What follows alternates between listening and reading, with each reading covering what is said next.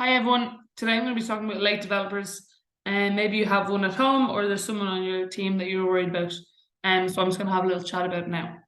Perhaps the most famous hurler in Ireland was Henry Shefflin, the king. But do you know his story? He played with his club since he was very young and was nothing special.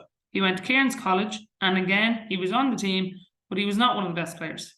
The biggest shock was that he was not even on the club under 16 team, let alone the county team.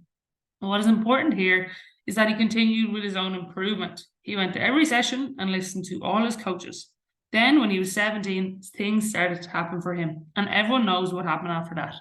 10 All Ireland Championships and 11 All Stars, more than any other player. So, what are the most important things to think about and to remember for any late developers? Number one, keep going. The reason any child starts the GAA is because all their friends are there. So join in with the group, join in with the fun, and keep going. In every book or interview done by the best players in any sport, they talk about the team and the fun they had on the field, but also at home and at the training sessions. Not only does it help you socially, but it is said that being out in the air every day is very important for the mood and your overall health. Playing sports with your friends is the easiest way to do this. So keep playing. Number two, don't put too much pressure on yourself. Take it easy. Enjoy the sport, fall in love with it, and do it at your own pace. It is more important that you are still playing at 18 instead of being the best player at 11 and sick and tired of it when you're older. The best way to improve is if it happens naturally. That you're out with your friends and over one winter or summer break, you come back with a different mindset and you have seen an incredible improvement. The third one, sometimes it's hard to motivate yourself, especially if you're struggling with a skill.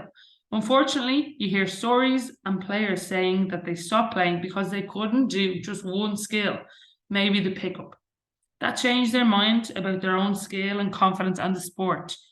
Maybe if you pick one goal for each session, small things. For example, I will ask the coach for an extra example. Or I will go a few minutes early to practice on the grass. Or even something like I will follow my player and mark them hard and they will score nothing.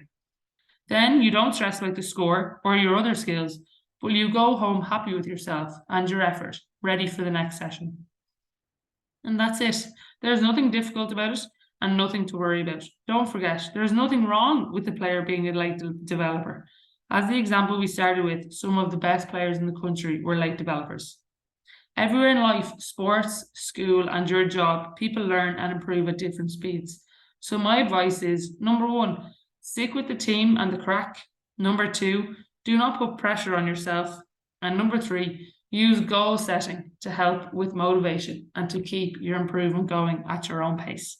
Thanks a million for listening. If you have any questions or you're worried about a player or maybe your own child at home, please do not hesitate to get in touch and we can help you out or have a further chat. Thanks again.